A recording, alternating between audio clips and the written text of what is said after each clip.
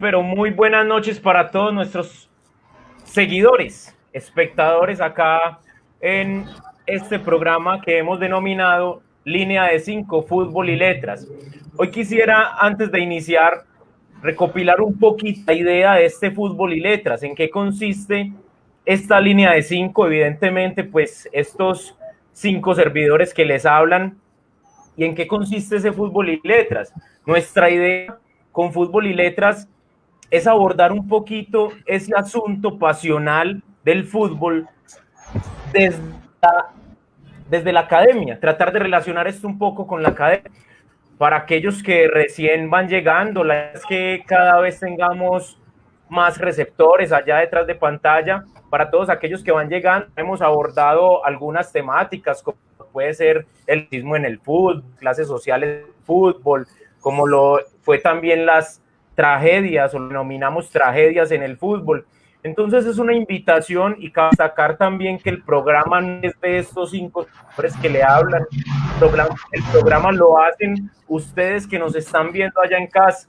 Ustedes contribuyen también en esto. Nosotros tan solo queremos compartirle algo de lo que de pronto vamos de analizar, que de pronto sabemos, pero no sería mismo sin participación de ustedes, una participación que está constantemente en nuestros comentarios. Así pues que bienvenidos a esto que se llama Fútbol y Letras, y hoy con un tema muy candente, muy importante, y es el de narcotráfico y la participación del narcotráfico en el fútbol.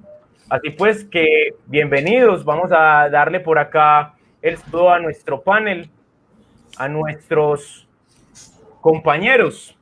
Empecemos con Pacho, un hombre de fútbol también, un hombre hincha de Liverpool, muy seguidor de Liverpool, y quisiera con la presentación a Pacho tocar un conceptico, el concepto de, muy utilizado por el hombre, concepto de carangas.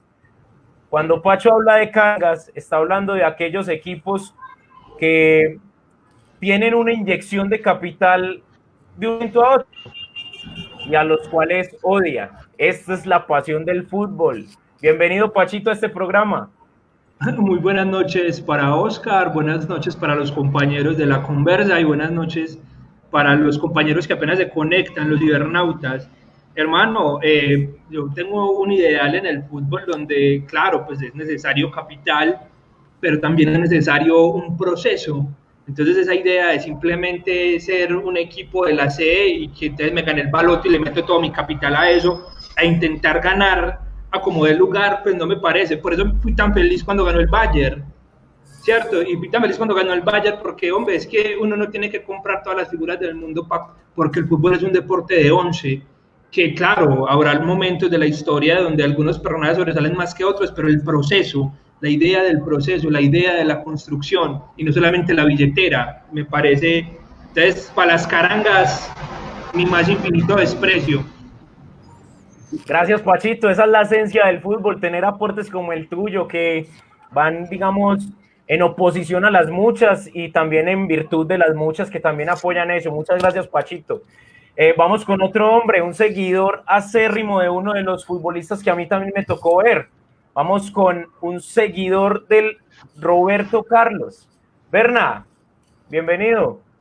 Osquitar, ¿qué más? Buenas noches para vos, para todos los espectadores, para Pachito, con el cual concuerdo con el hecho de las carangas, pero que de pronto podemos tratar en otros asuntos ciertos puntos que Oscar y yo le planteamos alguna vez, pero eso será para otro programa. Sí, Roberto Carlos es mi más grande ídolo en esto que es el fútbol, porque obviamente es el que me tocó ver, es el que me tocó, es el que me hizo hincha del Madrid además, y perteneciente a esa deliciosa selección de Brasil 2002 que tanto nos deleitamos, esa que uno veía y le decía, no, ya perdimos, o sea, jugamos con Brasil, ya perdimos, eso no le busque, no hay más. Que hacerle un gol a ese Brasil era como alborotar el avispero, ¿no? Sí, es como pegarle, como pegarle al panal y se te vienen 20 encima, o sea, no, todos sabemos que eso fue espectacular. Muy agradecido de estar otra vez con ustedes, un tema espinoso, pero que hay que tratar, que nos persigue hoy en día como colombianos. Entonces, bienvenidos a todos y empecemos. Muchas gracias, Berna. Vamos con un hombre que se identifica con el 9. He tenido la oportunidad de entrar a una cancha con él, teniéndolo ahí adelantico. Brian, ¿cómo vas? Osquitar, querido, bien, aquí muy contentos de compartir nuevamente con ustedes, amigos queridos. Y bueno, como decía Pacho ahorita, ha hablado del fútbol, hablando un poco pues del último campeón de la Champions, ha ganado el buen fútbol. Saludos por ahí a Mateo que va llegando. Y bueno, conversar sobre estas cosas también nos convoca, aunque no le gusten a muchos, o sea, una parte negra de nuestra historia. Pero bueno, hay que hablarlas. Un saludo a todos y a los espectadores que van llegando. Bueno, y finalmente, muchas gracias, Brian. Finalmente presentemos a el hombre pulcro de este evento, este magno evento. Uber, ¿cómo vas? Bien, Oscar, hola. Además, un saludo para todos, un abrazo y de nuevo acá compartiendo un ratico, hablando de fútbol, que nos gusta. Un abrazo para todos los que están llegando, para los que nos acompañan siempre, para los que están pendientes de la transmisión, para los que le dan ahí el like, para los que comparten. Un abrazo para Lady Vanessa, para Alexis, para Carolina, para Michael. Un abrazo a mi hermano, para Elizabeth, para Sonia y todos los que van llegando. Y obviamente el fútbol tiene cosas muy bonitas que nos ocupan a los que nos sentimos identificados con este deporte, pero como todo en la vida, siempre tiene momentos oscuros. La historia está compuesta de eso, de momentos sublimes, de momentos oscuros, de momentos difíciles, de momentos para olvidar, y en el trajinar de esa historia, el fútbol también fue víctima. Entonces vamos a hablar un poquito de ese momento oscuro del fútbol, el fútbol colombiano en especial. Saludos a todos. Gracias. Muchas gracias, Uber. Creo que Uber empieza a emanar esta introducción que tenemos para el día de hoy, un programa al cual hemos denominado Fútbol y Narcotráfico entre Amores y Odios. Entonces, bienvenidos todos, sean todos bien llegados acá. Para iniciar, quisiera compartirles unas pequeñas palabras que dan esa pequeña introducción en torno a lo que va a ser el fútbol y el narcotráfico. Unas palabras, pues finalmente somos hombres que nos gusta este cuento de la actividad académica. Entonces quisiera referenciar algunas cositas. Mientras el país se debatía en una guerra mezquina, una guerra de colores, que si eras rojo o que si eras azul, y no precisamente si eras de América, Medellín o Santa Fe, o azul de Millonarios. La guerra radicaba en unos colores políticos, a merced de unas ideas pusilánimes, que finalmente lo que diferenciaba era si te nombraban godo por el azul o sangrío por el rojo.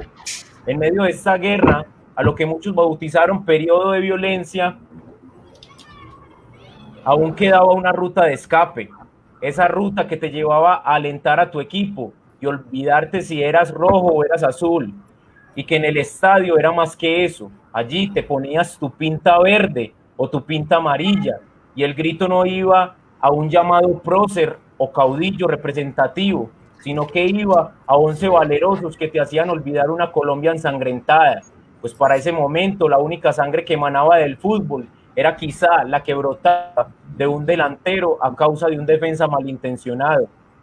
Pero llegarían ellos, aquellos que se encargaron de hacer del fútbol colombiano un fútbol de nombres, un fútbol vistoso, aquellos que le quitarían a las calles posibles médicos, profesores o ingenieros, porque iban a ser en los barrios donde todo empezaría, y en el estadio donde se radicalizaría el regionalismo acérrimo que hoy aún perdura. ¿Qué dejaría como herencia ese ego banal? Una violencia tipificada y un prejuicio por el colombiano. Ahora la misión es nuestra, o quizá de ustedes, los más jóvenes. Mostrémosle al mundo que el sueño del mostrémosle al mundo el sueño del gran Gabo, mostrémosle al mundo su realismo mágico. Con esto quisiera empezar yo y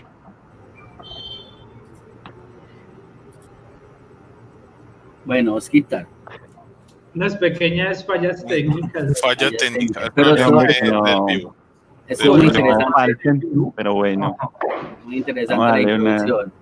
Muy Sí. interesante la introducción. Esperemos que llegue porque de verdad que, bueno, no pensé que iba a arrancar Ya. desde por allá. Listo, Oscar, volvió. Listo. Bueno, ¿Escucharon Oscar, algo? Dice que volvió. está cortado. Bueno, pues Sí, no, quedó casi completo. escuchamos hasta que nos saludaste. Cuando Pero me iba a quedó presentar. Quedaste como tu equipo, casi, pero no. casi. Quedaste No, no en soy la del noche. Cali, no soy del Por Cali, fuera. compañeros. Bueno, Quedaste pues por son fuera. Yo me refiero a unas- otras 3 finales por ahí, pero está bien. Vale Muchas gracias. el amague. Son unas pequeñas palabras que hemos compartido, Línea de 5 ha compartido con todos nuestros seguidores. Bienvenidos sean pues todas las que aquellos quieran emanar y proyectar en nuestro programa. Entonces miren, seguidores, damas, caballeros y compañeros, estaríamos hablando de un escenario en el fútbol colombiano donde al finales de los 70 empieza toda esta dinámica del narcotráfico y va a empezar a raíz de algo, va a empezar a raíz de ojo, primero va a empezar desde un corte no tan simbólico ni tan pasional, en inicio va a empezar desde un aspecto económico. ¿Por qué? Porque el narcotráfico en sus inicios, por allá a finales de los 70, inicios de los 80, el narcotráfico tiende a buscar el negocio perfecto para lavar su dinero. Y el negocio perfecto se va convirtiendo en el fútbol. El fútbol va a ser ese escenario que les va a permitir a estos personajes en inicio, porque ya el posterior nos lo van a comentar nuestros compañeros. Entonces, si quisiera hacer esa salvedad y preguntarle a mis colegas sobre ese escenario, esas 3 preguntas. Pues bueno, por lo menos las 2 siguientes, porque cuando arranca, ya sabemos que arranca a finales de los 70. Quisiera saber qué piensan mis compañeros sobre por qué arrancará este cuento del narcotráfico, que los narcotraficantes incursionarán en el fútbol. Pachito, comentanos un poquito de eso. Bueno, siento que el narcotráfico es un fenómeno sobre el cual todo el mundo ha dicho muchas cosas, sobre el que todo el mundo tiene algo que opinar. Han sacado novelas, han sacado libros, han sacado películas, han sacado documentales. Algo me llamaba mucho la atención era la forma como se le nombraba a estos narcotraficantes en sus inicios, cuando todavía pues a nivel nacional no se había identificado el narcotráfico como una problemática, y eran los mágicos. Y los mágicos era porque eran personajes que de la nada empezaban a hacer plata, empezaban a ascender socialmente, y que encontraban en la industria, que encontraban en muchos negocios formas de lavar su dinero, ¿cierto? Como de legalizar el dinero que tenían.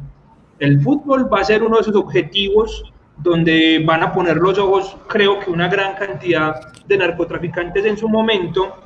El problema, bueno, ya es un problema, pero el problema se agrava mucho más cuando ya no solamente el ejercicio es lavar el dinero, sino que se vuelve una confrontación simbólica entre los diferentes narcotraficantes y los diferentes carteles, ¿cierto? Como el de demostrar no solamente desde la cantidad de coca que se enviaba a Estados Unidos, sino en el escenario simbólico quién es el que manda, ¿sí? ¿Quién es el que manda? ¿Quién es el que tiene más poder? ¿Quién es el que tiene mayor adquisición? Entonces siento que el narcotráfico, el fútbol mejor va a jugar un papel muy importante para esa disputa simbólica que van a tener estos cárteles. Pues primero un asunto de lavado de dinero, pero luego va a fungir como escenario simbólico de confrontación.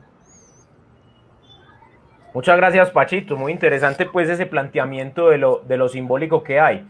Sobre esa misma pregunta ya tirémosla a todos, muchachos. Pues en realidad creo que todos tienen ese aporte diferenciado. Uber, ¿qué piensas de esto? ¿Qué piensas? ¿Por qué crees que los narcotraficantes llegan al fútbol de una manera tan directa por allá en los 80? Bueno, lo que pasa es que lo que dice Pacho sobre el narcotráfico, arriesgarse uno a hablar sobre narcotráfico en cualquier ámbito es muy complejo, porque sobre eso se ha dicho cualquier cantidad de cosas y se ha escrito cualquier cantidad de cosas, y podemos caer en lo repetitivo, podemos caer de pronto hasta en la falacia. Sin embargo, el fútbol, a nosotros nos importa el fútbol porque es donde muchos años hemos puesto como muchas emociones, ¿cierto? No solamente a través de los amigos, sino de la familia. y ver que el fútbol empezó o nos tocó convertirnos en esa parte del fútbol ya prostituido por el narcotráfico. El tiempo, yo pienso que los tiempos son muy diferentes. El narcotráfico incursiona en el fútbol en un tiempo en que ser narcotraficante era casi sinónimo de poder, y se podía inclusive hacer público ese poder.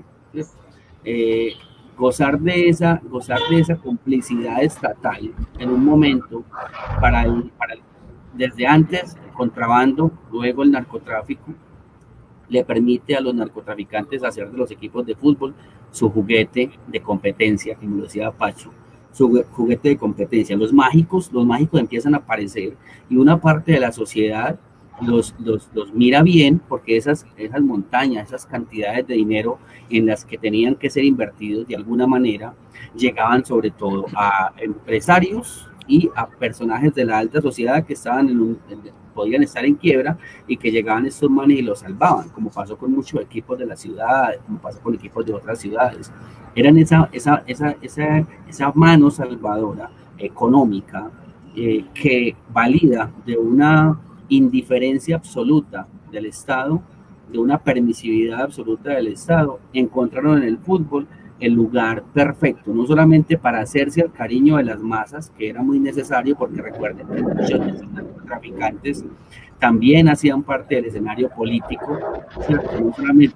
No solamente del fútbol, sino del escenario político, y incluso en el caso, como vamos a mirar más adelante, de un narcotraficante con reformas agrarias paralelas o simultáneas a las políticas estatales. Entonces encontraban en el fútbol no solamente cómo lavar el dinero, sino también un lugar en el que se sentían cómodos, porque podían ostentar, porque podían competir, porque podían ganar adeptos, y así se fueron yendo hasta que obviamente llegó el momento en que iban a ser más visibilizados. Es muy normal. Muchas gracias, viejo Uber. Viejo Uber, vos ahí tocas dos conceptos que ahorita sería muy bueno debatirlos, conversarlos, ponerlos acá en charla, y es el de la prostitución del fútbol, y el otro es la complicidad estatal. De pronto, si los tenés por ahí a colación, ahorita los abordamos, viejo Uber. Claro. ¿Qué pensás, Berna, sobre el tema? Bueno, sobre el tema hay muchas aristas, ¿cierto? Hay muchas cosas que se pueden poner sobre la mesa, y creo que yo, así como Pacho acuña el término mágicos, yo acuñaría el término traqueto. El asunto del traqueto es que el traqueto no es solamente aquel que vende cocaína, que vende todos esos tipos de estupefacientes, sino que el traqueto también se ve en qué, en el matón de la esquina, se ve en la chica que vende su cuerpo por dinero, se ve en cómo la sociedad misma se prostituye a favor de un producto que va a mejorar. Y creo que el narcotráfico se apodera del fútbol por dos situaciones, y es que primero, si vos querés poder, si vos querés territorio, si vos querés visibilidad, ¿quién te ofrece todo eso? El fútbol. ¿Por qué? Porque el fútbol es el deporte más querido, el fútbol es el deporte número uno en Colombia, por lo menos el más popular. Entonces, ¿cómo es la forma de llegarle a la gente? Y encima de llegarle a la gente hay que poner otra cosa sobre la mesa, y es el asunto que hoy en día sigue presente, más allá del fútbol, sino en todas las cosas que pasan en nuestro país, y es el abandono estatal. Si vos tenés un abandono estatal en una ciudad donde el Estado no te da nada, sos desempleado, sos lo otro, sos aquello, pero llega alguien y te ofrece plata, te construye una cancha al lado, le pone tejado a las canchitas del barrio, y dices, este sí es. Y luego este mismo sujeto que ya tenés visibilizado por esos asuntos aparece diciendo, yo voy a apadrinar tu equipo, directa o indirectamente. Es una forma de llegar al corazón al hincha, ¿sí?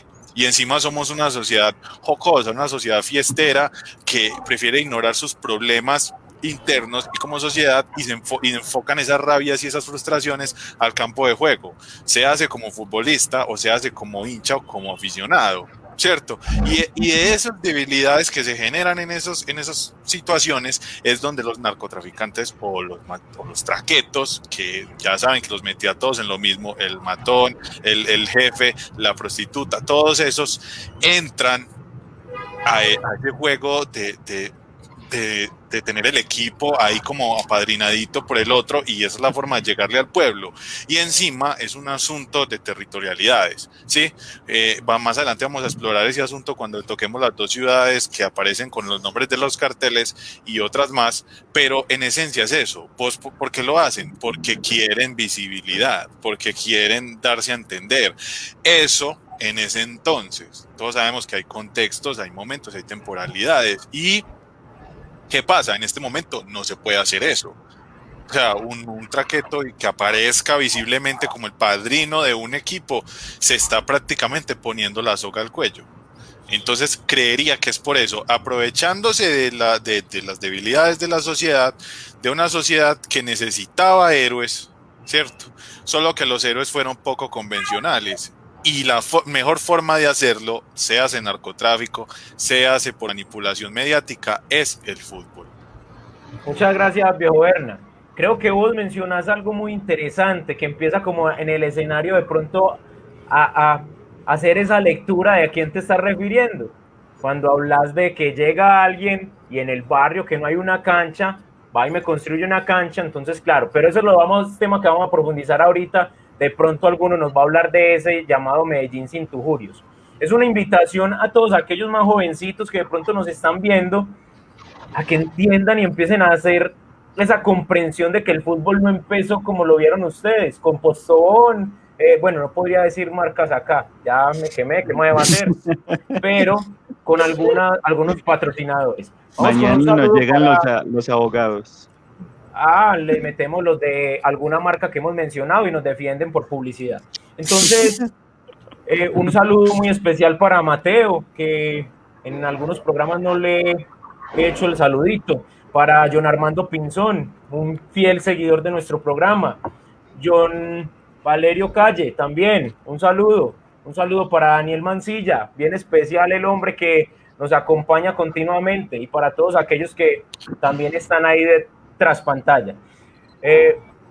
Brian, contanos sobre la pregunta que tenemos en el escenario.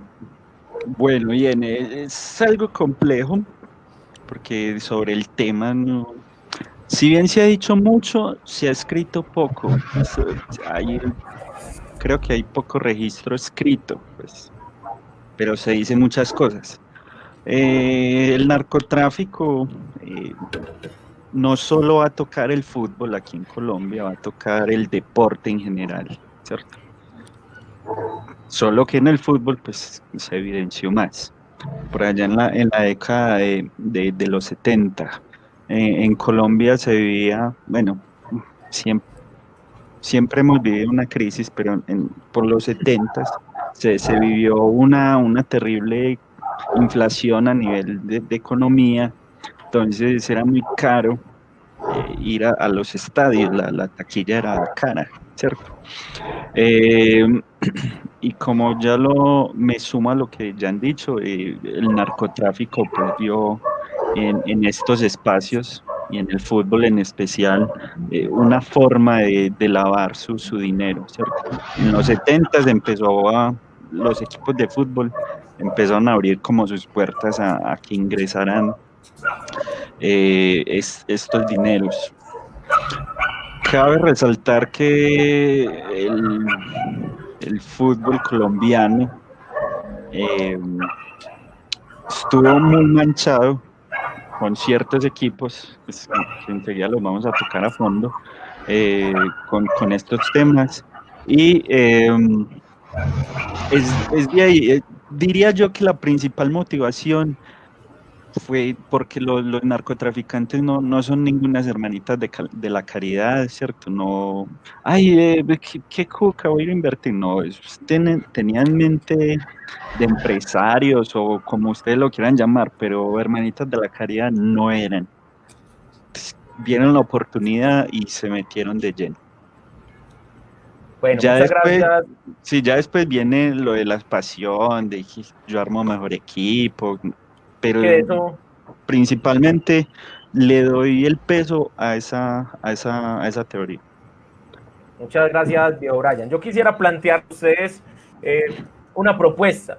¿Qué tal si antes de meternos en ese debate bien sabroso, que donde ustedes se discutan y yo aquí los regule, los trate de regular, ¿qué tal si nos hablan un poquito del escenario de cada uno de estos equipos? Porque pues sería un poco incongruente hablarnos de cómo, quién gana esta lucha, quién tiene un mejor equipo, todo esto, sin conocer un poquito el escenario de estos equipos. Entonces sí quisiera de pronto escuchar a Pacho, cuando nos podrías hablar de, ¿será que solo los equipos grandes incursionaron en esta alianza con el narcotráfico? Porque sabemos que muchos de esos equipos pequeños incursionan en esto. Vea, el cuento con el narcotráfico es una cosa terrible porque el narcotráfico es un cáncer y es un cáncer que se va devorando de a poquito diferentes organismos del cuerpo, diferentes elementos de la sociedad. Yo creo que de las peores cosas, que son muchas, que nos dejó la cultura del narcotráfico, es la idea de pensar que todo tiene precio, que todo se puede comprar, ¿sí? Resulta que uno cuando habla de fútbol y narcotráfico, pues suele asociar a estos grandes carteles con el Nacional, con el Millonarios y con el América, pero si uno se pone a indagar más a profundidad, se va a dar cuenta que hay ejemplos como el de el Unión Magdalena, que está muy bien documentado en varias tesis de comunicación social, de politología, de sociología, como el primer equipo al que empiezan a ingresar estos dineros sucios o estos dineros negros pues, del narcotráfico, y uno diría, pues el Unión Magdalena, marica, pues ese equipo, ¿cierto? Como en el aire, el Quindío, el Pereira, el Deportes Tolima, uno podría hacer alusión al mismo Independiente Medellín, ¿cierto? Cuando uno habla de equipos grandes en Colombia, habla de Nacional, América, Medellín, porque han ganado más títulos, digamos, por más reconocimiento internacional. Hay otra serie de equipos que son tradicionales, como el Cali, el Santa Fe, el Medellín, pero uno pensaría, no...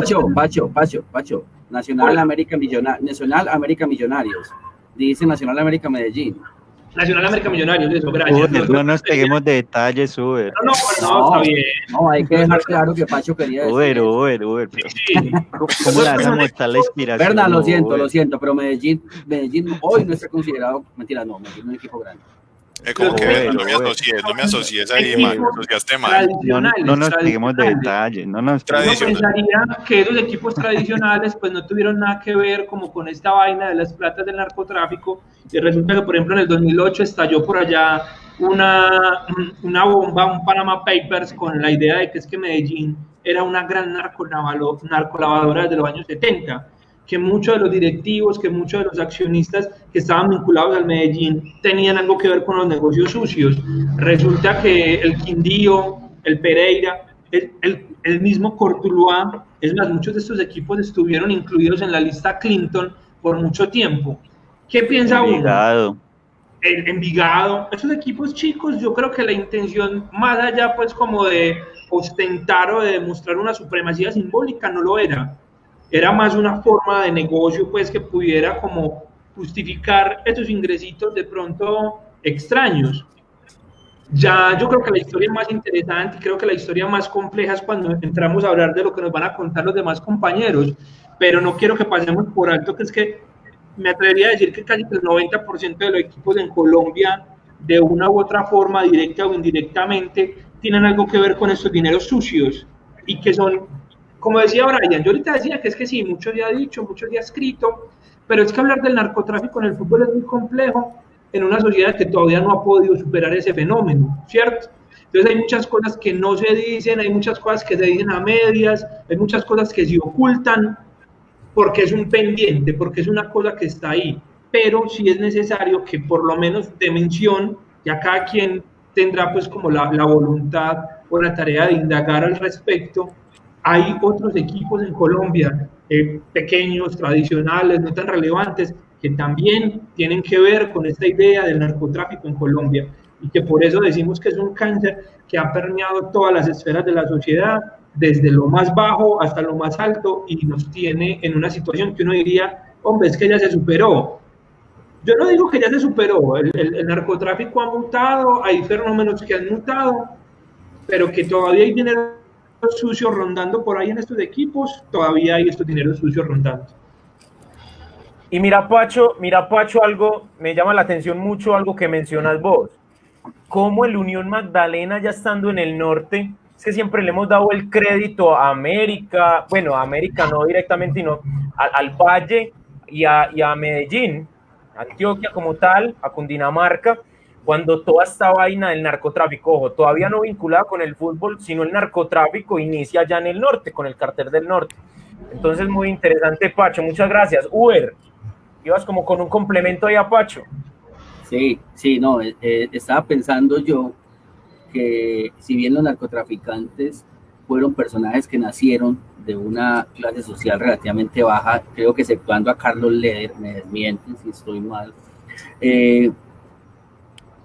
eran muy astutos y muy inteligentes, ¿cierto? Eran muy, y el abordaje al problema, analizándolo como orígenes, causas y consecuencias, ¿cierto?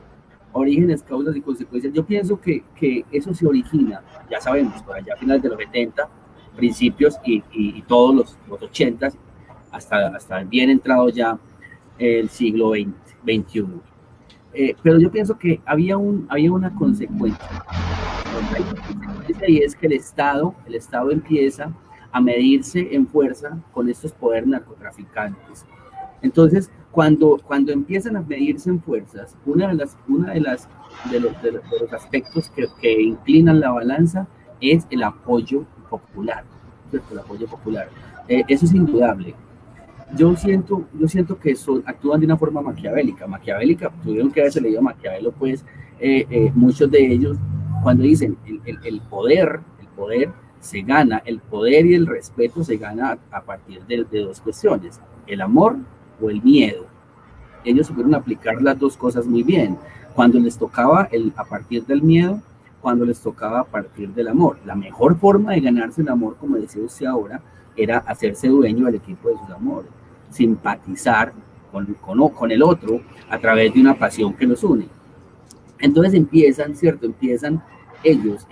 a hacerse sentir, porque es que cuando tocan, ustedes vieron, lo han visto en muchos de los documentales, cuando tocan un narco por allá en los 80, cuando tocaban un narco, tocaban una ciudad entera, listo. Entonces esa podría haber sido una de las consecuencias. Quería aportar eso solamente a usted. Listo, muchas gracias, viejo Uber. Vamos con un tema que creo que a mí me va a doler demasiado y menos mal no tengo el control del servidor acá, porque posiblemente lo muteaba y lo retiraba. Berna, háblanos un poquito del América de Cali y su incursión en el fútbol y el narcotráfico. Bueno, Osquitar, esa era la introducción que yo iba a hacer, pero gracias por hacérmela por delante. Bueno, hablar de América es un asunto delicado porque pareciera ser la primera luz cuando se habla de narcotráfico, y es que antes algo corto, miren, la Corporación Deportiva América de Cali realmente tiene un logro por sí mismo, que es el primer equipo, porque fue fundado en 1927. Pero ¿qué pasa? Que este equipo, aunque tiene ese logro, no fue el primer campeón, y de hecho sus principios fueron muy bravos, o sea, fueron muy malos. Realmente no logra cosechar muy buenos victorias o muy buenos triunfos dentro del balompié criollo, y eso condiciona a la América. Pero entonces, ¿qué es lo que sucede?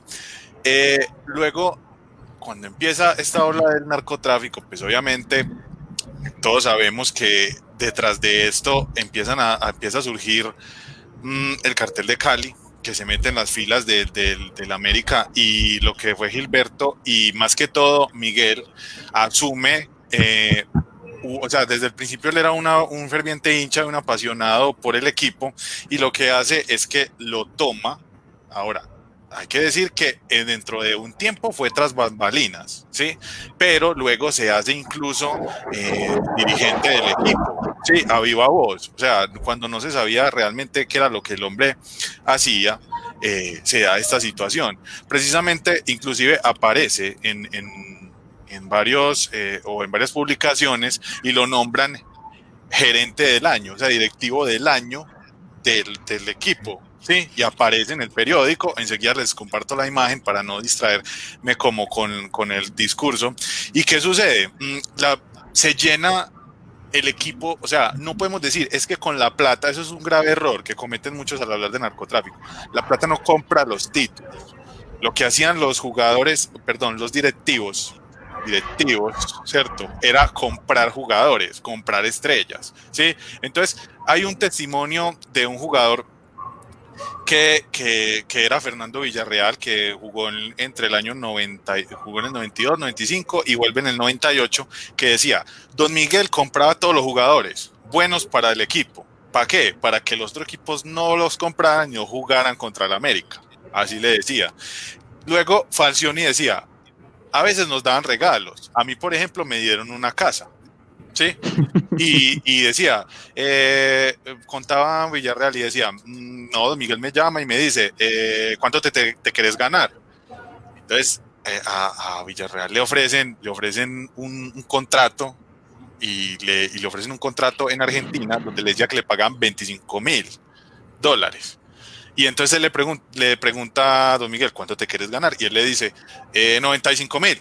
Por tirar, y él dice, yo lo tiré por decir cualquier cosa. Y le dijo, listo, hermano, tiene eso y una casa y un carro. Entonces ellos empiezan a defenderse todas estas estrellas y obviamente el más conocido, Gareca, que ahora lo conocemos por ser el técnico de la selección peruana, pero pues fue jugador de la América. Gareca incluso estuvo hasta amenazado de muerte, o sea, lo iban a matar, pero no los Rodríguez, lo iba a matar el cartel de Medellín, porque a Pablo le daba rabia ver a ese jugador desplegando su talento en el otro patio. ¿Sí? Él pensaba tomar esa represalia luego de que le estallaron el edificio Mónaco. ¿Sí? Entonces, el América empieza a deslumbrar con estas figuras, inclusive podría mencionarlas, está Juan Manuel Bataglia, está la superestrella del fútbol colombiano Willington Ortiz, además jugó, pues como ya mencioné, Falcioni y Cabañas el paraguayo, y todas estas estrellas se condensaban allí y fue donde empezó la gran cosecha del América, inclusive... Cabañas el... No. Ah, ya. Es otro. Y empieza la gran cosecha del América, cosechar títulos, y alcanzan 3 finales de la Copa Libertadores. Pero entonces ahí es donde viene, no es la compra de la Copa, es simplemente llenar el equipo de estrellas. Y el testimonio de Villarreal que decía, es que yo pues él simplemente los compraba para que Nacional no los comprara, para que Millonarios lo comprara, y se vuelve un asunto de territorialidad. Y el hombre muy apasionado por su equipo, ¿cierto? Seguidamente, ¿qué sucede? Empieza a figurar el equipo de América, tiene una situación, y es que luego de este gran ascenso vertiginoso ante el dinero sucio del narcotráfico, vos le puedes preguntar a cualquier hincha del América y te va a decir cuál es la época del esplendor y por qué. Y sin pelos en la lengua, la mayoría te va a decir, porque conozco, y aquí tenemos uno, van a decir que fue por los Rodríguez Orejuela, ¿cierto? Inclusive América cae en un asunto, y es que cae en la lista Clinton. Y eso le perjudica a la América a grandes rasgos, porque seguidamente, cuando se acaba la bonanza del cartel, porque inclusive desde la cárcel en Colombia él seguía dirigiendo al equipo, Don Miguel. Cuando acaba esta bonanza, ninguna empresa quiere patrocinar a la América. No quiere, porque es exponerse. Todo lo que le entraba por venta de jugadores, camisetas, mercancía y todo lo demás, se lo retenían, ya sea por las mismas políticas estadounidenses o internamente dentro del país. Entonces, esto, ¿qué hace? Que luego América recaiga en un asunto, y es que el América recae. ¿En qué año fue, Oscar, el descenso? 2011. Y en el 2011 desencadena en precisamente el descenso. Y todo eso no es solamente porque jugaron mal, porque pues, obviamente jugaban muy mal, ¿cierto? Pero es más por ese mismo declive. Es muy difícil para uno pues tener que hacer un asunto. Les voy a mostrar inclusive aquí lo que les mencionaba. Aquí tenemos el titular de prensa de Miguel Rodríguez. Miren, ahí está, en grandes titulares. Miguel Rodríguez, mejor dirigente del año. Sí, así de simple y abierto se hacían las cosas en esos tiempos en el América. Y finalmente el América logra ascender otra vez a la A, pero ese pasado siempre va a quedar tachado allí en tinta indeleble. Sí, es muy difícil hablar de la América sin hablar del narcotráfico. Ahora, una historia curiosa para terminar. Hay un relato del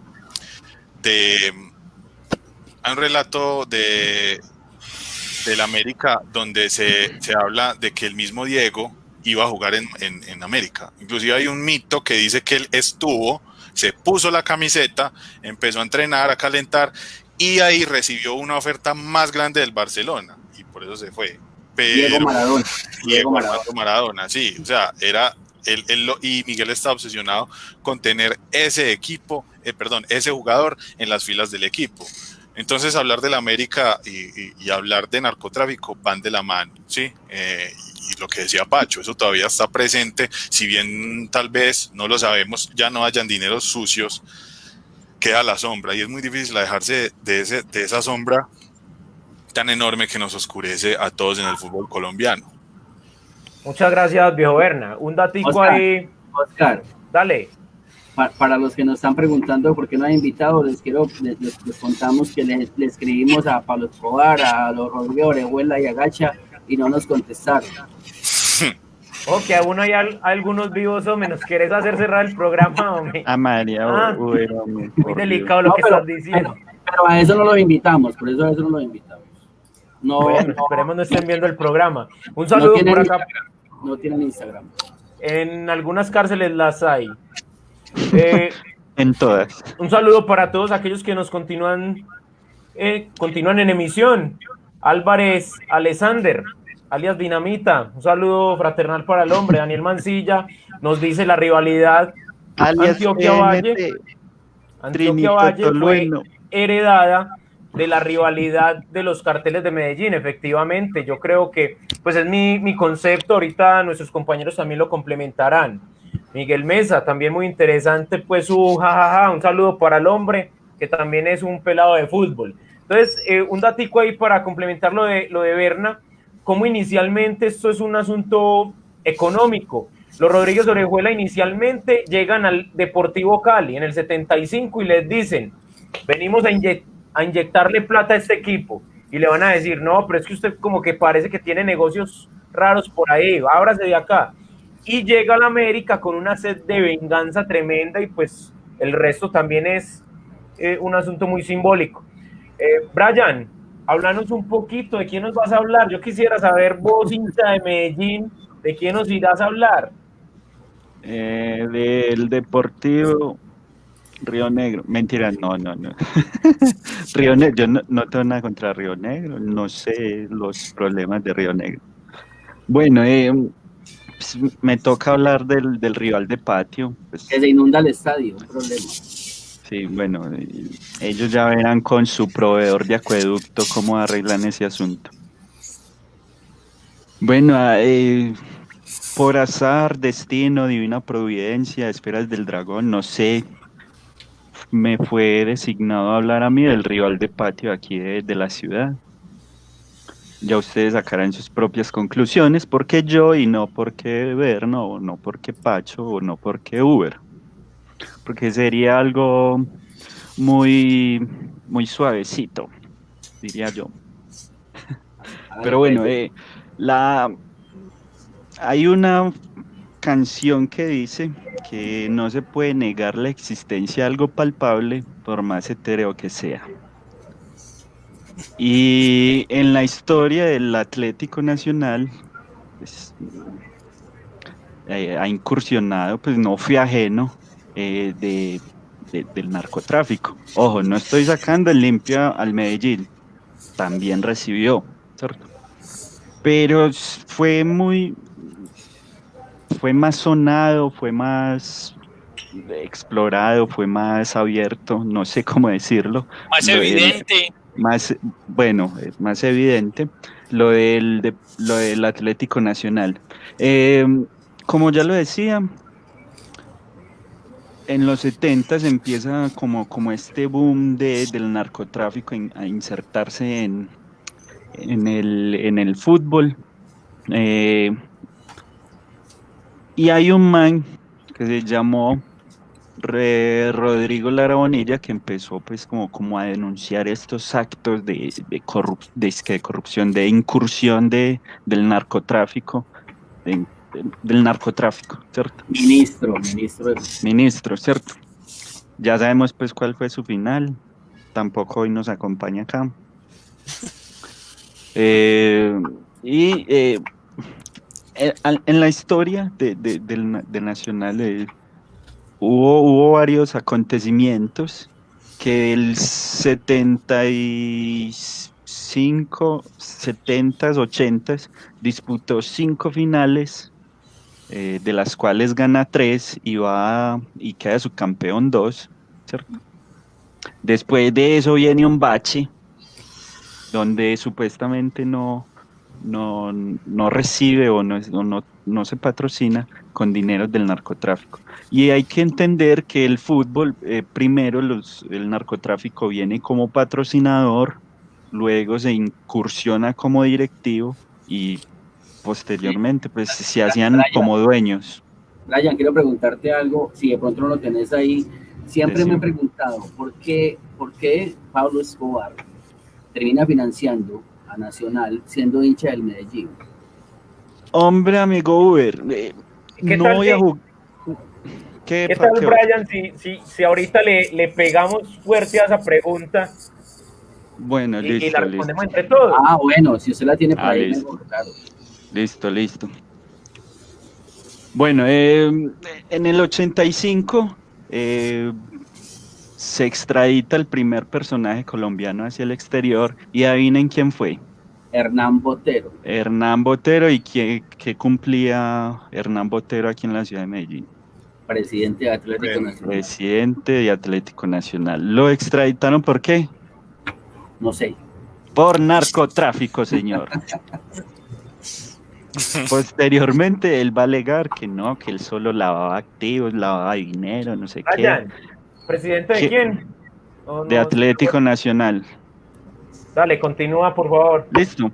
Bueno, y ahí viene la era de otro tipo que casi destruye, pues llevó a las arcas malucas al equipo, y luego posteriormente 88, 89, ya sabemos en el 89 qué pasó. Y hay un documental que quisiera ¿Qué pasó? referenciarles.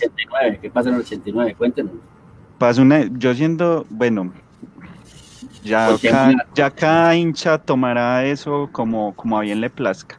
Nacional quedó campeón de la Libertadores en ese año, pero muy discutible. Hay un documental que... No, es que, Brian, perdón, es que pensé que ibas a, que en el 89 que estabas hablando, que fue cuando mataron al árbitro en el partido de América Medellín. También, Ah, pero como dije, no me corresponde a mí porque ese equipo lo tiene otro. Yo hablo de lo que me corresponde. Ahí está en pantalla el titular, es que el titular del documental se llama Los Dos Escobar. Lo sacó ESPN. Ahí están pues para que lo busquen. Y ahí se dice un sobrino de la gente de Cali, que Pablo Escobar hizo lo que ellos no pudieron, que fue comprar la Libertadores. Y pues,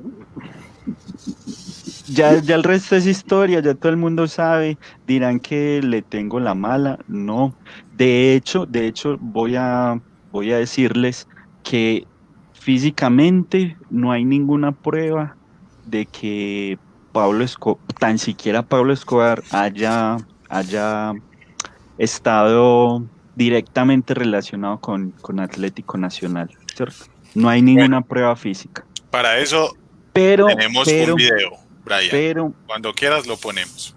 Pero, póngalo ya. ¿Quién dijo miedo? No, pero no es por defender, simplemente que es bueno el material, ¿cierto? Por eso. Complementar. Entonces, y como decía ahorita, es negar la existencia de algo palpable por más hetero que sea. Bueno, el video pues Muchas gracias, Brian. vamos a compartir el videito cortico. Dale. Es una entrevista que le hacen al jefe, ¿cierto? Y habla sobre los nexos no solo con Nacional, sino de la ciudad en sí misma, ¿cierto? Es un personaje que no hay que resaltar, pero es importante, tampoco se puede olvidar el pasado, ¿cierto? ¿Se escucha? No, No se escucha. Bueno, espérenme para que volvamos a compartir. Él es Popeye, ¿no? Sí, es Bueno, Popeye. Listo. Bernard, Ahora pero sí. no el marino. Ahora sí. Pablo Escobar Gaviria, lo que llamamos es el hincha sandía, verde por fuera, rojo por dentro. Él era hincha del Independiente Medellín, totalmente 100%, porque el Medellín es el equipo de las personas menos favorecidas de la ciudad. Pero él apoyaba al Nacional, era amigo de muchos futbolistas, de Pipe Pérez, del Torito Cañas, que Torito Cañas resultó siendo bandido con nosotros, de Leonel Álvarez, de Higuita, de nada del otro mundo. Pero realmente Pablo Emilio Escobar Gaviria no pagó la Copa Libertadores del 89. Yo me comprometo 100%. Si mañana sale una prueba, porque ellos son mentirosos. Le voy a contar una anécdota. En estos días yo tuve una entrevista muy fuerte con los argentinos. Nos ranqueamos en estos temas muy duros. Asesino, rata, sí, rata, asesino. Dele, bueno, nos ranqueamos duro.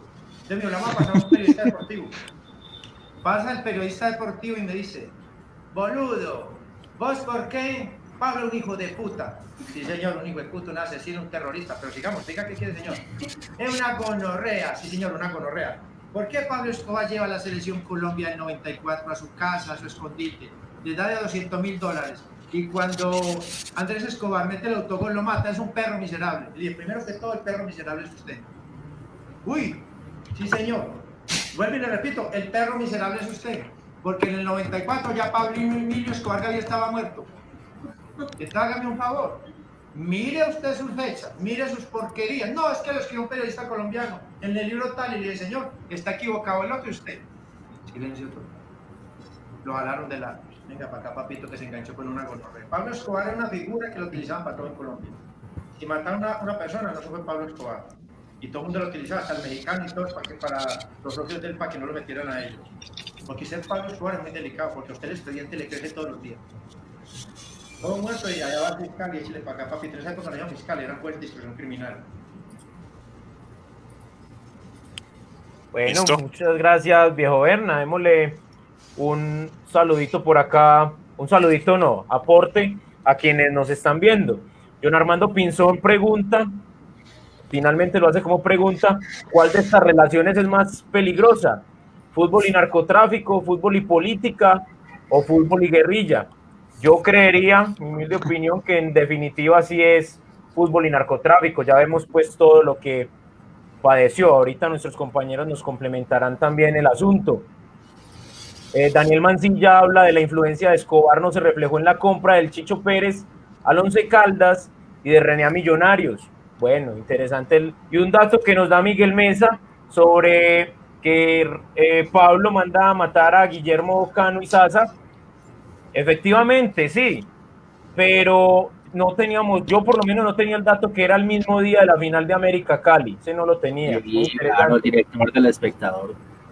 No, ese sí lo teníamos, claro, evidentemente. Lo que no sabíamos era que el mismo día, sí, se jugaba la final de América Cali. Sí. Pues muy interesante, o algo dirá ese dato. Bueno, vamos con Uber, que contanos algo sobre este cuento del narcotráfico y el fútbol desde la perspectiva de la capital.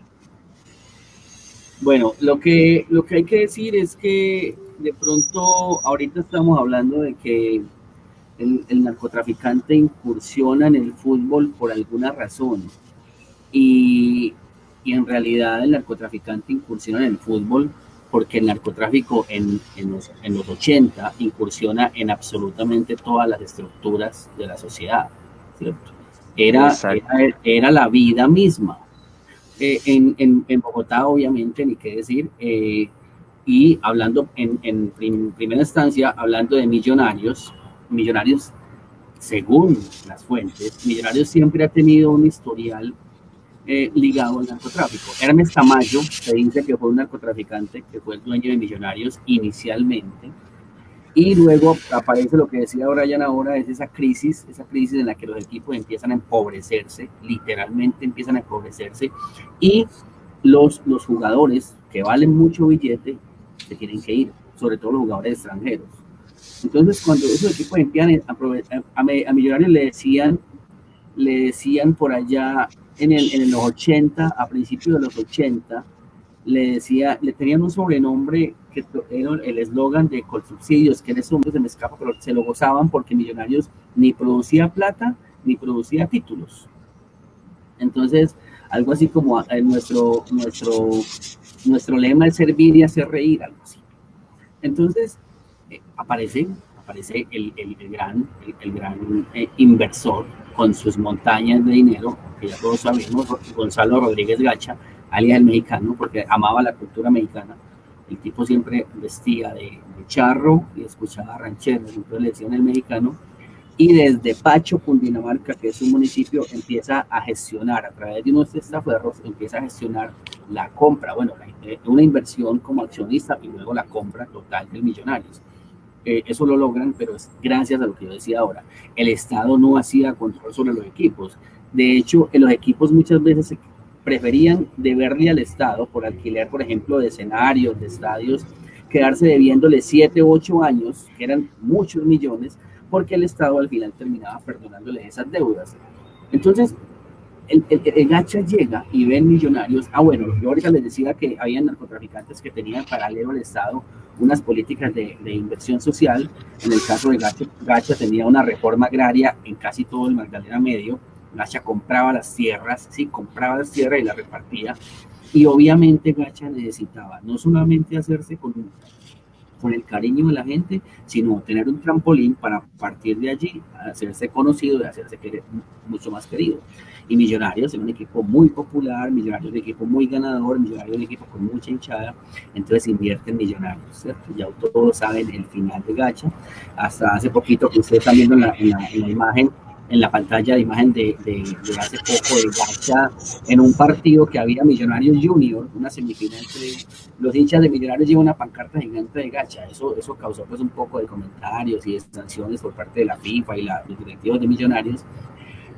Pero hay un caso curioso. Bueno, el asunto, la relación narcotráfico, Gacha, Millonarios es evidente. Hay un dato curioso que yo les proponía a ustedes hace poco para que lo analizáramos. Tiene valor un título ganado por un equipo gracias al apoyo de un narcotraficante o gracias al apoyo del dinero de un narcotraficante. O sea, en realidad, futbolísticamente, el equipo lo hace, ¿cierto? Gracias a la inversión, porque es que recuerda que Millonarios, no solamente Millonarios, Nacional, América, Cali, traen los jugadores más cuando Perú queda campeón de la Copa América, trae a todos los jugadores de Perú para Nacional y para Millonarios, Brian. Sí, hablando de eso, de qué tan glorioso es, también me pregunto por la parte del hincha, ¿no? Y también por la parte del hincha. Hombre, mi equipo ganó legal a punta de lo que habíamos dicho de papa, de yuca, de buen fútbol, o ¿por qué nos tenemos que sentir orgullosos de esos títulos dudosos? Pero Brian, hay dos visiones. Si el equipo gana con partidos arreglados, ¿cierto? Con partidos comprados, con amenazas a árbitros, seguramente sí, pero si el equipo gana es gracias a la inversión del narcotráfico, que es lo que yo estoy diciendo. Si el narcotraficante llega y se trae todas las figuras de Argentina y de Perú para acá y las mete a Nacional y las mete a Millonarios, y esos jugadores cogen a los demás y los vuelven chicuca. Pero hay partidos muy duros, pues, que están ahí en el tintero y que... Ahora, empezando, Oscar decía, el narcotraficante no solamente llega al fútbol porque quiere ser querido y porque bien bacano, vamos a ostentar con nuestros equipos y entonces ya tengo un mejor juguete. No, también llega porque en el fútbol se convierte no solamente en una forma de lavar dinero de una manera tremenda, sino que también se convierte en una forma de ganar dinero a partir de las apuestas. Cuando ellos empiezan a hacer apuestas en el fútbol y esas apuestas ya están arregladas, es dinero fijo, ¿cierto? Entonces, obviamente eso tiene una intención. Entonces, Gacha empieza a patrocinar Millonarios. Hace poco, el presidente de Millonarios insinuó, creo que fue, entregar unos títulos que se habían ganado en el periodo en que habían sido patrocinados por narcotraficantes. Todo mundo, o sea, muchos dijeron que sí, inclusive la FIFA creo que estaba apoyando eso, pero los hinchas inmediatamente, los accionistas, todos pusieron el grito en el cielo. Eso ya se ganó, eso se ganó jugando, se ganó comprado. ¿Quién lo demuestra? ¿Cierto? ¿Quién lo demuestra? Entonces, esa es una de las herencias nefastas del narcotráfico, que ya, ¿cierto? Ya muchas de las cosas que sabían las acallaron. Y pues yo no sé, a mí por ejemplo me parece que si un equipo recibió la inversión de un narcotraficante y se hizo un gran equipo con jugadores en la cancha, para mí tiene valor. Ahora bien, por otro lado, Santa Fe también siempre ha tenido la mano del narcotráfico. Lo que pasa es que Santa Fe como desde un principio tuvo unos inversionistas que eran gente de dinero de la capital, se blindaba un poquito por eso. Pero por allá, después de los 90, empiezan unos tipos que eran los dueños de los San Andresitos en Bogotá, ¿cierto? Y unos narcotraficantes que son bien conocidos, de Comba, algunos narcotraficantes que se creen que le aportaron dinero a Santa Fe. Santa Fe se vuelve también un equipo, más que todo, un equipo de lavado de dinero. De hecho, hoy varios accionistas y directivos de Santa Fe están extraditados.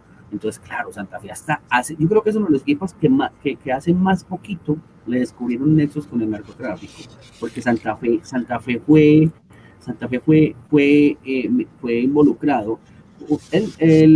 Un narcotraficante que se llamaba Pianor Arizabaleta, ¿cierto? Julio Alberto Lozano Pirateque, que era el opositor, el competidor de Carranza con las Esmeraldas, y el otro, el que ustedes ya conocen, que era dueño de unas droguerías muy famosas en el país, que fueron víctimas de ataques de Escobar, también fue dueño y accionista de Santa Fe. Entonces, en la capital estuvo desde más o menos finales de los 70 hasta finales de los 90. Los dos equipos estuvieron completamente involucrados, tanto que hoy siguen con algunos problemas judiciales. Listo, muchas gracias, Uber. Ese Arizabaleta cabe destacar que viene del cartel de Cali. El hombre sí es uno de los que está al mando en el cartel de Cali. Entonces, en esa dinámica de, bueno, estoy yo con el América, están allá en Medallo casi que con los dos equipos y están en Bogotá con Millos, mandemos uno a meterle, inyectarle billete al rival. Y mandan a Arizabaleta pues a inyectarle billete al rival. Bueno, muy interesante pues el aporte de cada uno. Yo quisiera tomar una dinámica en la siguiente sección del programa, y es que yo les voy a tirar a ustedes unas preguntas, pero las van a responder en el menor tiempo posible, y si alguien tiene que refutar algo, lo refuta. Vamos a... Dale, Uber. Es que antes de que me pase, quiero saludar especialmente a Valerio Calle. Valerio, un abrazo para ti, a Liliana, a Joa Quiroz, a Santiago Arias, a Elizabeth Castañeda, a Cristian Espinosa. Un abrazo, Valerio. Bacano que estés por ahí, mi hermano. Bueno, y un saludo también para Luanda Capoeira. Habla o nos hace un comentario bien interesante en esa etapa de perversión a la que llegó el fútbol colombiano cuando decidió abrirle sus arcas a la mafia. ¿Ustedes creen que en esa etapa el fútbol dejó de ser del pueblo? Yo diría que aún antes llegó a ser más del pueblo. Yo diría particularmente, ya mis compañeros complementarán eso, yo creo que fue aún más del pueblo debido a que empezó a generar una pasión mucho mayor. Claro, entonces evidentemente los hinchas de América Nacional, viendo ese equipazo que le estaban inyectando, iba a ser muy productivo el asunto. Daniel Mancilla nos habla del título de Nacional en el 88, del título de Millos, que al parecer correspondería a Nacional. Bueno saber también el porqué. Oscar, en el estadio estaba el circo y en la comuna estaba el pan. Exacto, perfecto. Muy buena la analogía que haces. Y Santiago Arias nos dice, ¿qué fue lo que influyó para que el América se viera afectado y el resto de los equipos hayan quedado impunes? Definitivamente, creo que lo que más va a influir es que los otros equipos limpiaron su nombre a tiempo, creo yo. Limpiaron su nombre a tiempo y creo que las repercusiones de los otros equipos fueron más bajo nivel. Miren el asunto. Cuando muere Gacha, entonces va a morir por allá casi a finales de los 80. No, Oscar, no, pero venga, otra cosa muy importante, ¿quién toma las riendas de los equipos? A Nacional lo coge Ardiel Lule, hermano. Entonces, ¿cuándo se iba a morir? Exacto. pero mira, Uber, también cómo se va limpiando ese nombre, porque pues, ¿a qué estaba vinculado Nacional? A Pablo, y muere por ahí en el 93. ¿A qué estaba vinculado Millos? A Gacha. ¿Y a qué estaba vinculado el América? La América resistió un poquito más ese asunto del narcotráfico, y claro, lo que vos decís ya es historia. ¿Quién coge a estos equipos? Empresas muy poderosas. Dale, Yo digo que lo del América también es el escarnio público. Es que ponerle en la frente la lista Clinton es una debacle, o sea, eso ya te marca para siempre, o sea, de eso es muy difícil recuperarse, es casi que imposible. Y encima de que sus aportantes, a diferencia de Gachi y de Escobar, no están muertos. Entonces sí se hace más la relación allí, ¿sí? Pachito, dale. Yo creo que sí, realmente es injusto el escenario porque despreciando el escenario del América, ¿o qué? Claro, despreciando lo que desprecio a la América, que muchas veces me hace llorar, pues, y el desagrado que le tengo. Hombre, pues si vamos a eso, realmente esa lista Clinton debía aplicar para el fútbol colombiano como institución, ¿cierto? No solamente a la América, a todos debía haberle aplicado esa vaina de la lista Clinton. Eso por un lado. Y por el otro lado, y qué pena, se me fue un poquito la señal cuando opinaban sobre el comentario de Luanda. Yo creo que es que el fútbol nunca se fue del pueblo. Lo que hizo fue que se corrompió, porque el narcotráfico al final de cuentas seguía siendo un fenómeno del pueblo, ¿cierto? Pues eso no permitió a ver, en ningún momento el fútbol ha estado en manos de las élites, así el narcotráfico haya metido su billete, no ha perdido en lo personal, como su vigor popular, como su influencia, todo lo contrario, creo que se arraigó más el fenómeno de lo popular, ¿cierto? Con eso que hablaban ahorita ustedes de que el espectáculo estaba en el estadio y el pan estaba en la comuna, pues me parece una metáfora muy cruda, claro, pero acertadísima. Pero claro, Pacho, mira. A costa de que Schubert dijo que los campeones de Perú los trajeron todos para acá. Entonces, no, pero es que mira, se alejó, evidentemente se alejó un poco. Brian, ya te voy a dar la palabra a Berna. Pero mira, no Brian, como por tomar un ejemplo. Pacho, yo le complemento a Brian. Espérate, y en el América, ¿quién vi? Que Falcioni, que yo no sé qué, pues grandes jugadores. Pero Pacho lo dijo, Pacho dijo, el fútbol nunca se ha ido del pueblo, porque es que el fútbol movía masas, así nos tocara, no, en ese momento pues yo no estaba, pero así al pueblo le tocara ir a ver unos patimochos allá, el fútbol estaba ahí, lo que pasa es que se fortalece, pues claro, yo ya ir a ver esas figuras argentinas y uruguayas que le meten a la América, las peruanas del verde, o sea, va a terminar de compilar eso. Pacho, y luego Iberna Pero no se le olvide, por ejemplo, que ese narcotráfico, en el caso de Pablo Escobar, exacerbó esa idea nacionalista y esa idea de los puros criollos, y que por el contrario, por ejemplo, el Nacional promovió ese asunto de no, es que es lo de acá, es que somos nosotros. Entonces, es un fenómeno que tiene muchos vórtices, que tiene muchas perspectivas y que uno no podría reducir simplemente como, no, es que trajeron las mejores figuras. Nacional lo que yo voy a comprar las mejores figuras en Colombia, ¿cierto? Y le compró jugadores al mismo Medellín, le compró jugadores a otros equipos, pero es contextual, depende de la ciudad, depende del momento de la historia, dependen muchos elementos ahí para uno poder, digamos, como asumir ese tipo de posturas. Pacho, y para que te lo penses, yo le doy la palabra a Berna, para que te lo penses, ese asunto de que Pablo, bueno, no sé si de Pablo, pero ese asunto de que se le inyecte tanto capital humano y futbolístico nacional, ¿no sería una respuesta simbólica a la América que le estaba metiendo tanta inyección extranjera? Puede ser una lectura que se haga, sí. Dale, Berna. En este asunto de que el fútbol sigue siendo del pueblo, creo que es el momento de mostrar. Yo quisiera que viéramos el video de Ávila, de Anthony. Muy interesante. Cortico, de 3 segundos, donde pues, me imagino que muchos no lo conocerán, pero es lo que me refería al escarnio público. O sea, como un jugador en vivo, con la camiseta de la selección, hace lo que hizo él. Y pues vamos a mirarlo para que tengamos más contexto. A ver qué dice el Pitufo. Qué triunfo de Colombia que tanto lo estaba necesitando. La verdad que me siento contento, ¿no? Este triunfo se lo quiero dedicar a unas personas que están privadas de libertad. Yo creo que no hay necesidad de ganar nombre, pero con mucho amor y con mucha humildad se la dedico a ellos, ¿no? Que es Gilberto Miguel. Tenía Anthony la fe en que podía marcar el gol del triunfo. Ahí está. Traducí ahí que no se escuchó bien, Berna. Bueno. No se escuchó bien. Bueno, sí, el video es muy viejo. Él le preguntan a Anthony Dávila qué sensación merece. Y él lo que dice es, yo quisiera dedicar este gol y este triunfo a personas que no es necesario decir el nombre, pero están privadas de la libertad. Luego, no sé, pues cosas del lenguaje. No, es que luego era mucho la necesidad de decir el nombre. Y luego, aún siendo conscientes de que no podía decir el nombre, lo tuvo que decir. Exacto, ya después se traiciona él mismo y dice un saludo a Miguel y a Gilberto, listo, ya estuvo. Rodríguez ¿Qué consecuencias trae para él? Ahí rapidito, lo bloquean, ¿sí? Lo bloquean para venderse a otros equipos. Lo bloquean de Facebook. Y le toca a los Rodríguez les toca interceder para que lo reciba un amiguito en la vecina patria del Ecuador y pudiese jugar allá, porque no lo querían recibir en Estados Unidos, que era donde él estaba jugando en ese momento. Sí, entonces, ¿qué es eso? El pueblo. ¿Quién ¿Qué es? le pasa a Higuita en el 94? Un Anthony Dávila que es un tipo de pueblo, de barrio, que lo ves alzado a más, el que le tengo que agradecer al patrón, como cualquier otra vez, no, eso es gracias a mi patrón, ¿sí?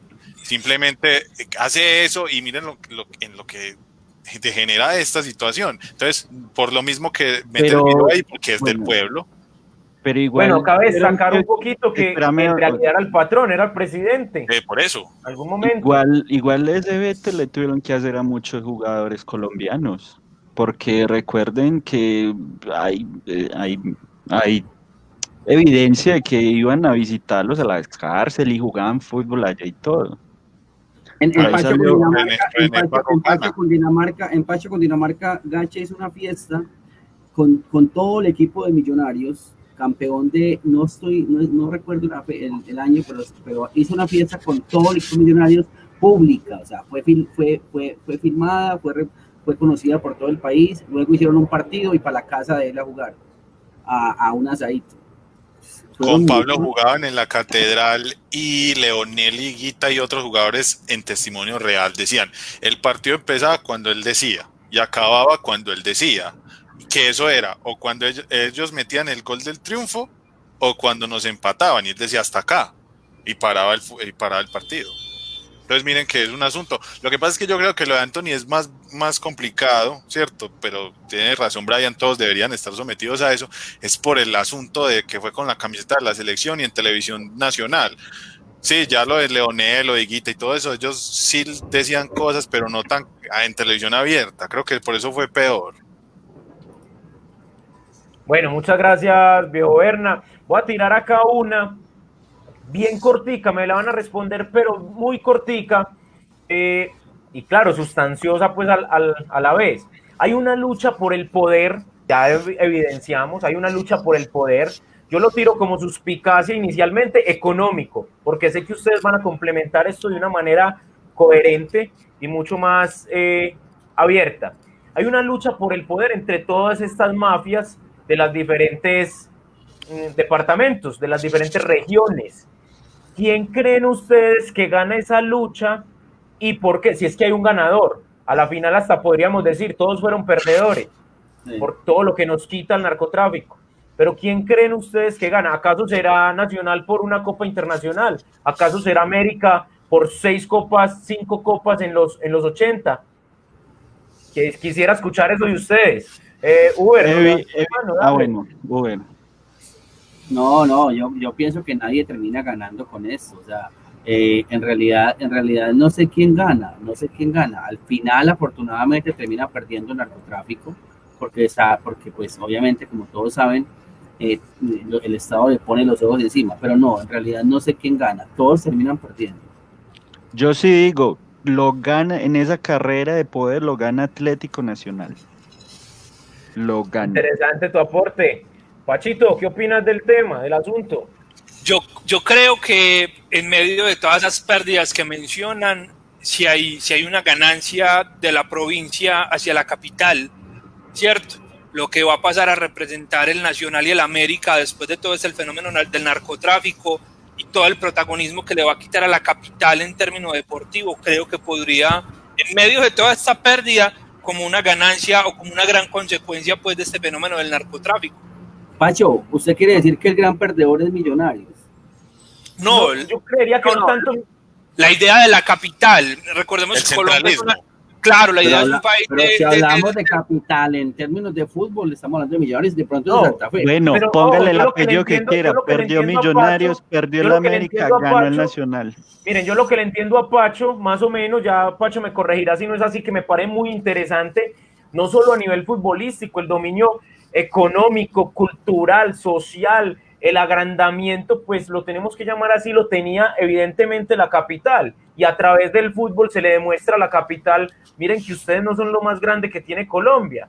Es que, más o menos la idea que le entiendo a Pacho.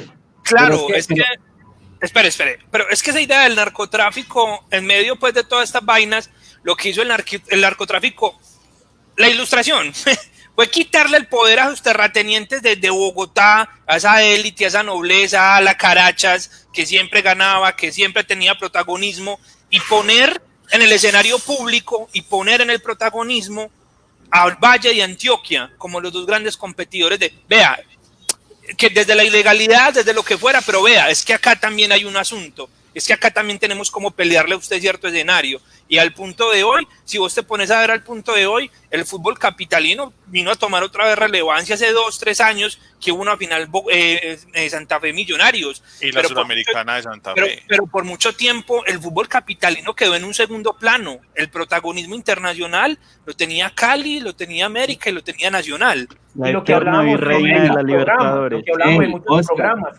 Dale, Uber.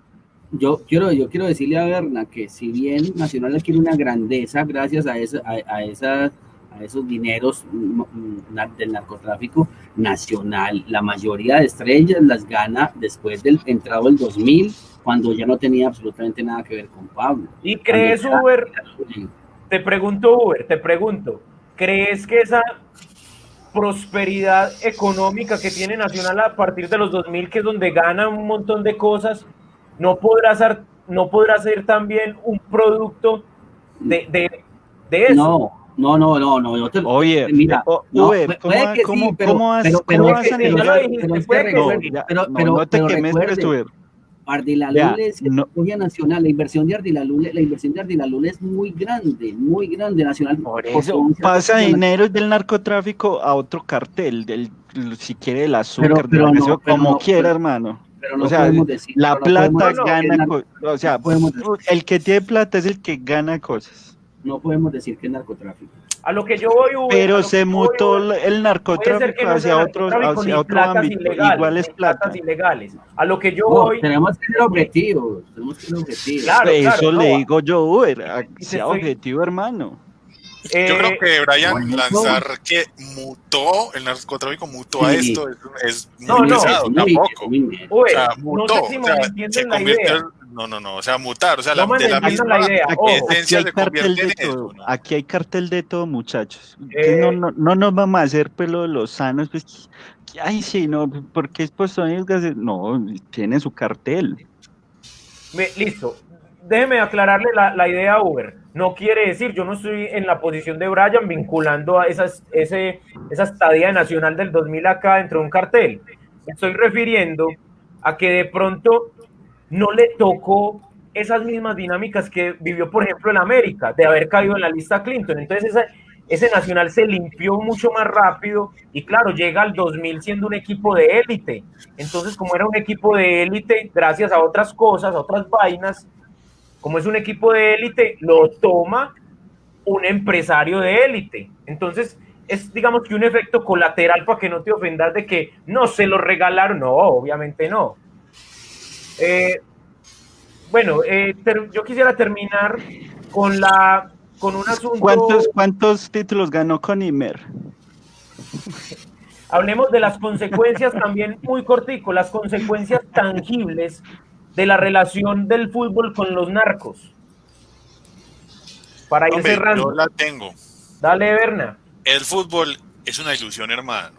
El fútbol es una ensoñación, el fútbol es como algo que nos saca de la realidad. En sus bases mucha gente critica que es que el fútbol es una cosa ahí abstracta, ¿no? El fútbol es lo que afecta a la sociedad, es lo que el fútbol es, desde que comienza el partido hasta que arranca el otro, usted ya está empezando en lo otro, es decir, el fútbol es la esperanza de lo posible, el fútbol es como eso que dice, bueno, es posible hacer esto, es posible aquello, y eso se arraiga y se concentra en la sociedad, y creería que eso es lo que queda de lo que vos preguntabas.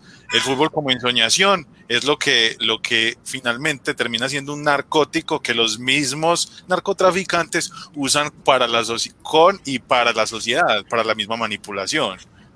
Gracias, Berna. Brian, ¿qué opinas de eso para ir cerrando? Consecuencias tangibles de esa relación narco-fútbol. No, que con la mano del narcotráfico se logró grandes cosas dentro del fútbol colombiano y ojo, puso en órbita a un país a nivel mundial.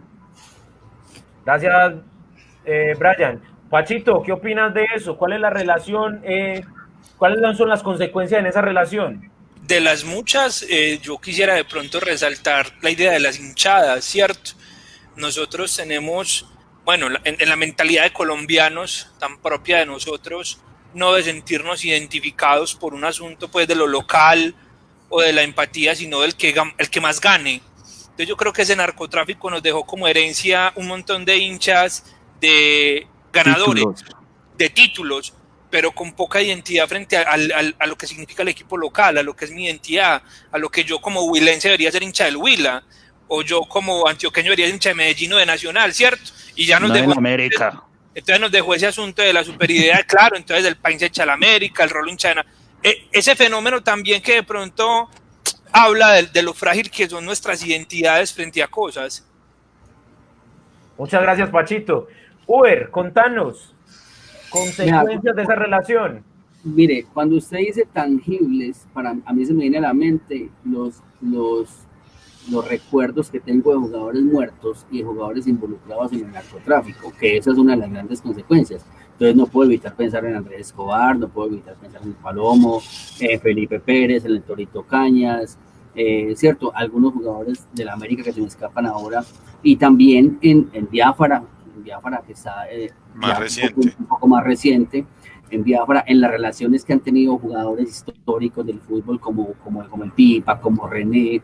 Entonces, para mí, una de las consecuencias más nefastas es que el jugador que es el protagonista último del espectáculo, haya terminado involucrado en esas garras de narcotráfico que de una u otra manera le perjudicaron tanto. En unos con la muerte, otros con la extradición y la cárcel, y otros con el estigma que cargan, como ya sabemos, inclusive hasta Freddy Rincón estuvo por eso, ¿cierto? Entonces, para mí, eso es como la consecuencia más tangible, el hecho de que el protagonista se haya desviado de su papel protagónico inicial y se haya convertido en parte de esa jauría, que llega al fútbol. Muchas gracias, viejo Uber. Quisiera rematar con esta para darle placer a nuestros seguidores. Uno de todos que me la conteste, me levanta la mano, porfa. ¿Creen ustedes que la clasificación nos dice Santiago Arias, la clasificación de Colombia a Italia 90 y USA 94 fueron consecuencias de esa inversión de la mafia en el fútbol? No, Uber dice que no. Brian, cortico, ¿qué opinas? Yo diría que no. Berna. Hombre, yo diría que no. Me quedo con esa respuesta también. Pachito. No, definitivamente no. No. Listo, muchas gracias.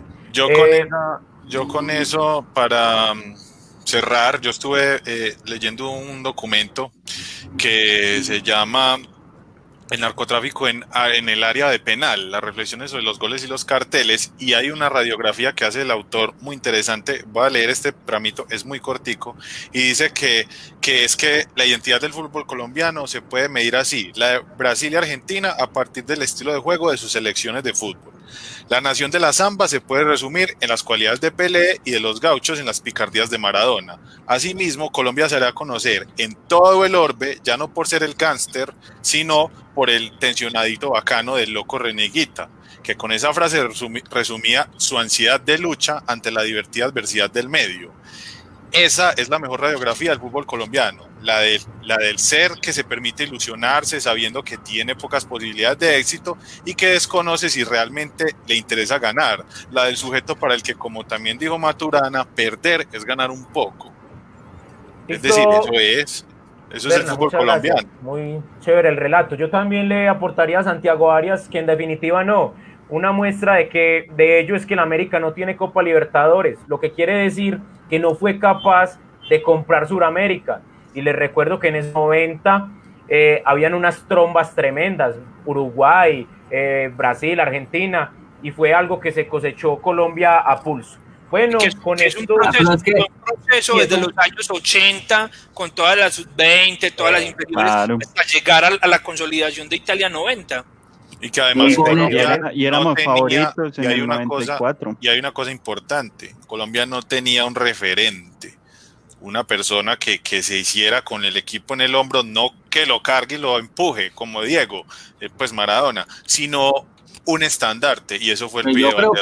Yo creo que sí. No, por eso que no lo tenía, cuando surge el pibe. Ya ahí surge, claro. Que claro, con un man que vos siempre dice, nunca vos le buscás y el man nunca brilló en equipos, pues como en clubes, quiero decir, pero su objetivo grande era clasificar a la selección mundial y sacarla de tanta escasez. Y cuando vos tenés una figura que tenés que seguir, es más fácil. Creo que el pibe es uno de los factores para esa selección, para dar esa respuesta de la clasificación a esos 2 mundiales.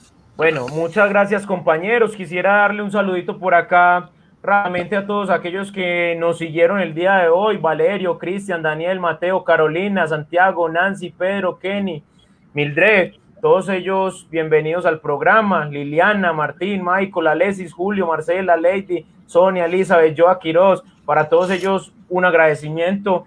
Gracias también por participar con sus comentarios. Creo que se hace muy ameno el programa con estas preguntas, nos ponen a discutir, nos ponen a debatir y aprendemos también. De pronto nosotros le inducimos algunas cositas a ustedes porque cualquier cosita proyectamos, pero ustedes también nos fortalecen ese conocimiento, muchachos y señoritas. Entonces, muchas gracias por eso. Berna, muchas gracias. Osquita, muchas gracias. Saludos para todos y fue un placer. Brian. Hey, no, muchachos, un placer compartir el espacio, muy rico conversar con ustedes y a todos los espectadores, un abrazo. Uber, ¿qué nos quieres decir? Que los quiero mucho. Uber es de los míos. Qué ternura, Uber. Ya sabemos por qué. Bueno, no voy a comentar eso. Yo no sé por qué lo dejaron. Nos vemos por aquí la próxima semana con un temita bien sabroso. Y volverán a invitar. Gracias, Uber. Berna, Brian y Pacho, ya saben el secreto de Uber. Pacho, comentanos. Para cerrar, un recomendado, un texto, un libro que se llama Pena Máxima, de un escritor que se llama Fernando Araújo. Él es columnista del Espectador y ya ha sacado pues otros libritos de literatura muy sabroso de leer. Ese libro, sí, lo tenía yo también ahí referencia. Que compartan la página, porfa, compartan la página. Eso, rueden la bola. Eso. Recomiéndenos. Nuestros seguidores, recuerden que la página está abierta para que hagan sus comentarios y qué tema les gustaría que abordáramos por acá. Nos damos la pela un poquito y nos ilustramos sobre el tema y participamos todos. Muchas gracias. Un abrazo fraternal para todos aquellos que nos vieron. Éxitos y felicidades. Chao.